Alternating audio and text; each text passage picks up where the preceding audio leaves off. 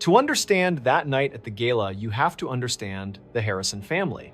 My family didn't just own art, they were the art world in New York. The Harrison Gallery wasn't just a business, it was a dynasty built by my father Richard on a foundation of oil, paint, marble, and bronze. My father believed that if you couldn't touch it, if it didn't weigh hundreds of pounds or couldn't hang in a museum, it wasn't real. It had no value, it was just static. "I have no son named Ethan," my father roared in front of 200 guests at his gala. My crime, daring to announce that my worthless's NFT project had just sold for $45 million. He froze my trust fund, leaving me penniless on a New York sidewalk. 4 weeks later, his entire life was dedicated to this legacy, and he had 2 sons to carry it. First, there was my older brother, Tyler, the heir. Tyler was the perfect compliant son. He lived and breathed the gallery. He dressed like my father, talked like my father, and never once questioned the path laid out for him. He was the one destined to inherit the gallery, the name, the legacy. And then there was me. Ethan, the black sheep, the family's creative disappointment. I was forced to study art appraisal at Sotheby's. That was the compromise. That was the approved path. It was, in my father's words, the only respectable career adjacent to true art. But secretly late at night in my small studio apartment, I was building my real life. My passion wasn't in the past, it was in the future. I was working with my partner Logan on a platform we called Aegis. It wasn't physical art, it was millions of lines of code, a revolutionary NFT platform designed to authenticate digital art to give it the very value my father claimed it never had. I lived a double life. By day, I was the dutiful son analyzing auction results for 18th century portraits. By night, I was a founder building a company that could disrupt the very industry my father controlled. Our family dinners were meticulous. They were less like meals and more like informal depositions. My father would sit at the head of the table and the interrogation would begin. Tyler would always go first. I secured the Thompson collection. Today, he'd announce. My mother, Stephanie, would beam. "Oh, Richard, did you hear? The Thompson collection. Tyler is a natural." My father would nod, raising his glass. "That's my son. Closing deals. Upholding the standard." Then that heavy gaze would shift to me. "And you, Ethan, still playing with those computer games?" I learned to be vague. "The appraisal classes are fine. We studied 19th century Impressionism this week." He'd just grunt. "Good. At least try to learn something practical." Every achievement of Tyler's was a celebration. Every passion of mine was a game, a phase, a distraction. You might ask why I stayed, why I sat through those dinners, why I kept playing the role of the disappointing son. This is for those of you who know what it's like to be on the fringes of your own family. You learn to live in the silence, you survive in the gaps between their expectations. You tell yourself that being the black sheep is a role, and any role is better than having no place at all. You don't stay because you're weak, you stay because you're waiting for the one moment, the one piece of evidence that will finally make them see you. You hold on to a toxic loyalty, a desperate hope that it will eventually be returned, but it never is. It's a prison without bars. The walls aren't made of steel. They're made of the hope that this time, it will be different. I learned to stop hoping. I learned to build. While Tyler was hanging paintings, Logan and I were building Aegis. While my father was courting collectors, we were courting developers. I even sent my father a formal prospectus for Aegis asking for a small seed investment. Just a sign of faith. The rejection email was brief, forwarded from his assistant. "Mr. Harrison declines. He sees no practical value in the venture." I pinned that email to my wall. It became my fuel. Then, 2 nights before the gala, an email landed in my inbox. It wasn't from my father, it was from a major art tech investment fund. They had seen our beta, they had tested our code. Logan and I opened it together on a video call. They didn't think Aegis lacked practical value, they thought it was the future. They wanted to acquire it. The offer was for $45 million. I stared at the number. $45 million. The decision was made. I wasn't just going to leave the family business, I was going to show them just how much my computer games were worth. The gala was 2 nights later. It was a massive fundraiser for the museum, an event even bigger than the gallery opening. I knew my father would be there holding court surrounded by the city's old money and cultural elite. I didn't go there to beg. I didn't go there to negotiate. I went there to inform. I still had my invitation, of course. I was still, for the moment, a Harrison. I walked through the massive marble entryway past the string quartet and found him near the main exhibit, laughing with a group of potential donors. I saw Tyler and my mother nearby, smiling, playing their roles perfectly. I walked straight up to the group. "Excuse me, Dad, I need a word." My father turned annoyed by the interruption. "Ethan, what is it? Can't you see I'm busy?" "This will only take a moment," I said, my voice perfectly calm, loud enough for the entire group to hear. "I just wanted to let you know that I am officially withdrawing from the Sotheby's program, effective immediately." The laughter in the group died. My father's smile froze. "What did you say?" "I'm withdrawing from my appraisal studies," I repeated. "I've decided to accept an acquisition offer for my computer game, the one you declined to invest in. A tech fund is acquiring Aegis for $45 million. There was a sharp intake of breath from someone in the group. My mother, Stephanie, took a step forward. Richard just stared at me. Then he laughed, a short, barking laugh. $45 million, Ethan, don't be ludicrous. You're embarrassing yourself. You've been tricked by some internet fantasy. "It's not a fantasy," I said. I reached into my jacket pocket, not with a phone, but with a single folded piece of paper, the signed letter of intent. I handed it to him. He unfolded it. I watched his face as he read, the condescension, the amusement, and then the shift. It wasn't a slow change. It was a sudden, violent drop, like a mask shattering. The blood drained from his face, replaced by a dark, rising flush of rage. He didn't see a successful son. He saw a traitor. He saw his authority, his entire system of value, publicly defied. He crushed the paper in his fist. "So this is it," he whispered, his voice shaking with a fury I had never seen. "You choose this digital trash, over your own family, over your name." "I'm choosing my own path," I said. "Then you are not my son." The words hit me, but I didn't flinch. "Not on the outside." "Fine," I said. "Fine," he roared. "You stand there in my world and you say fine." He looked past me, his eyes scanning the room until he found the head of museum security. He raised his hand and pointed. "Get him out of here!"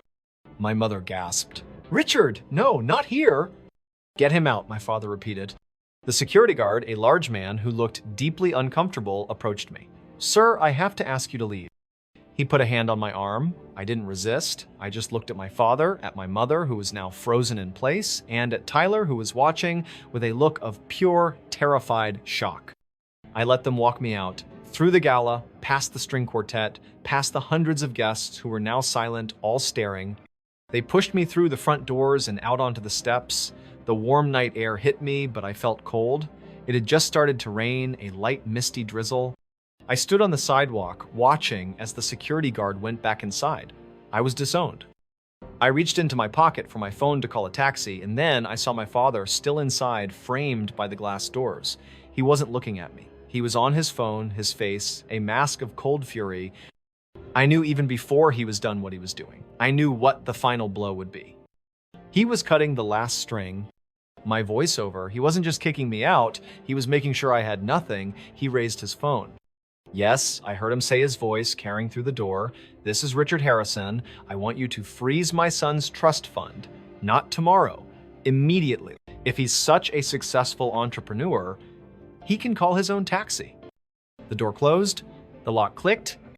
I stood there on the sidewalk in the rain. No money, no car, no family. A $45 million man suddenly completely broke. And for the first time, I was free. I became, for a brief time, the $45 million homeless man. I spent the next 3 nights on Logan's couch. He was a true partner. He ordered takeout, let me use his shower, and didn't ask a single question about my family. He just focused on the work. We had a deal to close. The next few days were a blur of legal calls, wire transfer authorizations, and signing documents in the lobby of Logan's apartment building because I didn't have an address. Then, on a Thursday morning, it was done. The acquisition was complete. The money was transferred, not to the trust fund my father had frozen, but to the new private account I had opened just for this purpose. I didn't go back to New York. I had no reason to. I booked a one-way ticket to Miami. If my father wanted to rule his cold traditional kingdom in New York, that was fine. I was going to build my own empire in the Sunday. I didn't rent. I didn't look for a starter home. I was done being small. I bought the first and only place I looked at a $30 million architectural mansion made of glass and white steel perched over the water in Biscayne Bay. It was the complete opposite of my father's heavy, antique-filled brownstone. His house was built to hold the past. Mine was built to see the future. This wasn't just a house, it was a statement, a fortress. My first month was about strategy. I didn't just sit by the pool, I worked. I flew to Art Basel in Miami, not as a student or a guest, but as one of the industry's newest major investors. I was invited to speak on a panel about the future of digital art. The room was packed. I talked about aegis, about authentication, about how the blockchain was creating new forms of value that the old guard refused to see. After the panel, as I was stepping off the stage, a woman approached me. She was elegant, sharp, maybe in her mid-50s, with an aura of authority that reminded me of my father, but without the arrogance. "Mr. Harrison," she said, extending a hand, "I'm Karen. That was a brilliant presentation." I knew the name, of course. Karen was a legend, a video artist from the 90s who had practically invented the medium and who was now one of the most powerful art investors in the world. "Thank you," I said. "I admire your work." She smiled a small, knowing smile. "I knew your father Richard back in the 90s, a long time ago." She looked out at the bustling convention floor. I was just starting out. I had a piece, a video installation that was getting some buzz. Richard came to my studio. She paused and her voice went cold. He told me my work was a fad. He called it an electronic mop top that would be forgotten in a year. He used his influence to make sure my piece was pulled from a major show. She turned back to me, her eyes sharp. "He has a terrible eye for the future. He tried to destroy my career because he didn't understand it, but I built it anyway. Just like you." My heart was pounding. "I've been following your aegis platform for months," she continued. "It's revolutionary. And I heard what Richard did to you at the gala. It's his old playbook. He destroys what he can't control." She handed me her business card.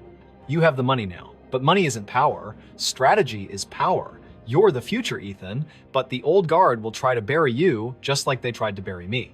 You need a better advisor than your old partner. You need someone who knows how they think." She smiled again. "Call me. Let's show your father what the future really looks like." My alliance with Karen changed the game, but the catalyst for the final confrontation wasn't me. It was the media. A week later, Artform magazine ran their cover story. The title was "The Rejected Legacy: How Ethan Harrison Turned Digital Trash into $45 million." The article was brutal. It detailed the public humiliation at the gala, the disownment, and my subsequent 9-figure acquisition. It painted my father as a man blinded by tradition, a relic who had thrown away his own blood over a petty disagreement about art. And of course, it featured several glossy photos of my new Miami estate. The story went viral. The New York art world was small and insular. Richard Harrison, the man who built his reputation on taste and legacy, was suddenly a laughingstock. He had been proven wrong publicly and spectacularly. He was humiliated, and when my father's humiliated, he doesn't apologize. He attacks. A few days later, a courier delivered a thick envelope to my house. It wasn't a letter of apology. It was a cease and desist. My father's lawyers were claiming that aegis, my entire platform, was a work for hire. They claimed it was developed while I was an employee of the Harrison Gallery, and therefore the gallery, and by extension, Richard, was entitled to 100% of the proceeds from the sale. He wasn't just trying to save face, he was trying to take every penny. I met with my lawyers immediately. "This is absurd," I told them. "I was never an employee. I was a student." "His claim rests on the trust fund," Ethan, my lawyer, explained. "He's arguing that since you were receiving a stipend from the family trust, you were on the payroll, and your creations belong to the family business." "That's not how trusts work," I said. "He knows," my lawyer replied, "but he also sent this." He slid a document across the table. It was an internship agreement between me and the Harrison Gallery. It was dated 2 years prior. It contained a clause stating that any intellectual property, physical or digital, created by me during the term of the internship was the sole property of the gallery. And at the bottom was my signature. I have never seen this document in my life. I said, my voice flat. "Richard claims you signed it when you started your appraisal studies," my lawyer said, adjusting his glasses. "He's banking on this." I looked at the signature again. It was good. It looked like mine, but I knew I had never signed it. "I want a forensic analysis," I said. on the signature and the ink. Check the metadata on the file they sent. The investigation took 48 hours. My lawyer called me back into his office. He didn't waste time with small talk. "You were right," he said. "The signature is a forgery. A very good one, but the pressure and stroke angles are inconsistent with your known signature samples."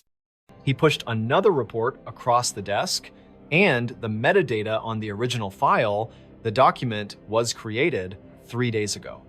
After the Artforum article was published, I sat there, the documents in front of me.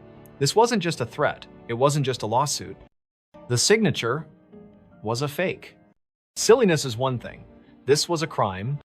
It wasn't just Richard either. A contract like that, dated 2 years ago, would have to have been filed in the gallery's records. And I knew exactly who managed the records.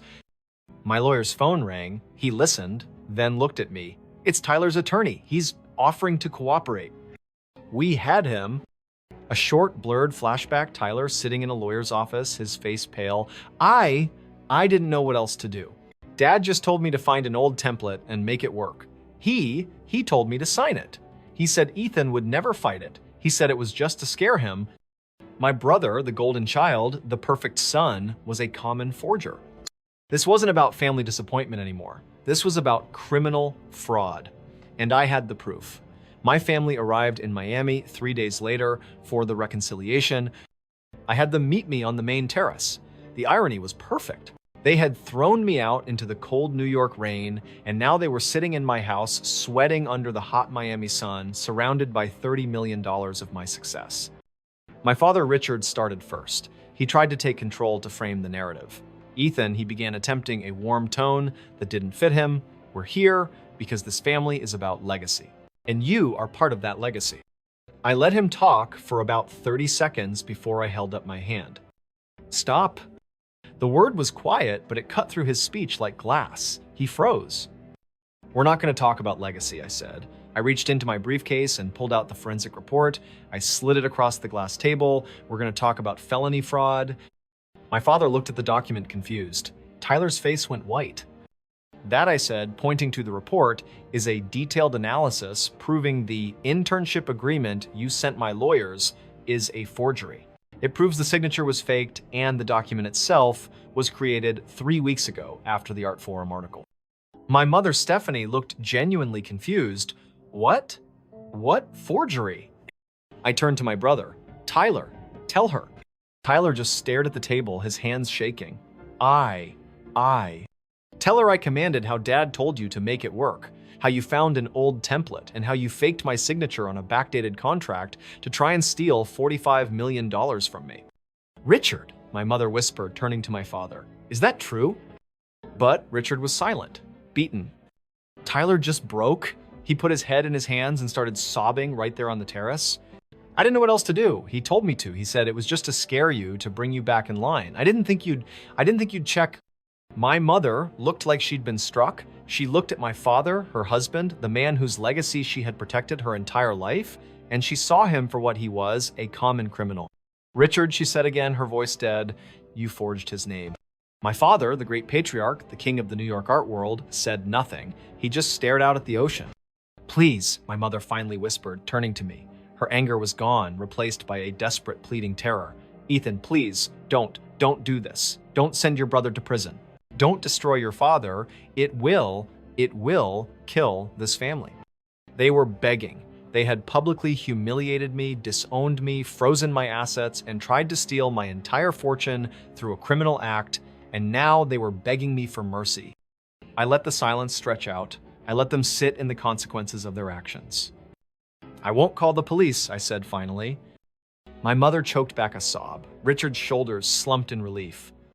"But on 2 conditions." My father looked at me, his eyes filled with a hatred I had never seen before. He knew he'd lost. "What?" "First," I said, "by the end of the day, my lawyers will receive a formal public retraction of your lawsuit and a full apology for the fraudulent claim." He nodded, his jaw tight. "Second, the Harrison Gallery will be hosting a new exhibition." He looked up, confused. "What?"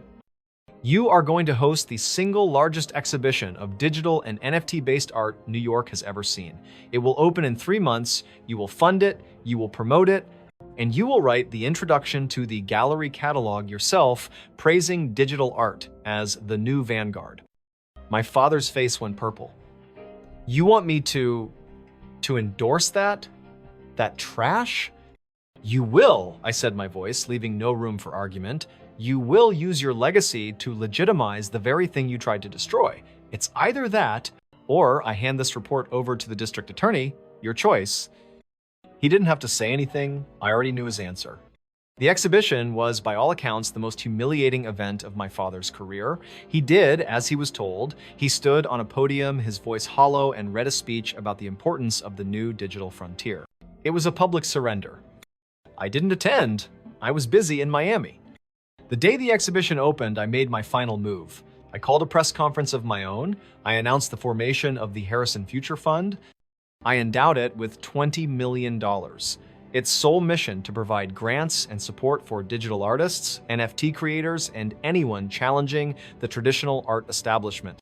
My father had built his legacy on the past. I was using my money to fund the future. This is the moment I finally understood the difference between revenge and justice. Revenge is about punishment. It's about tearing down the past. It's focused on making those who hurt you pay. It's a justice of retribution. But there's a better, more powerful form of justice, the justice of the sower. That justice isn't focused on the past, it's focused on building the future. It doesn't find satisfaction in destruction, it finds it in creation. By creating the fund, I wasn't just defeating my father, I was making him and his entire outdated world irrelevant. I was ensuring that hundreds of other Ethans out there, artists who were being told their work wasn't real, would have the funding to prove their own Richards wrong. That is the ultimate victory. In the end, my family tried to define my worth based on their legacy, so I created a legacy of my own. I learned that real success isn't about getting approval from people who refuse to understand you. It's about building a world where your talent is recognized on your own terms.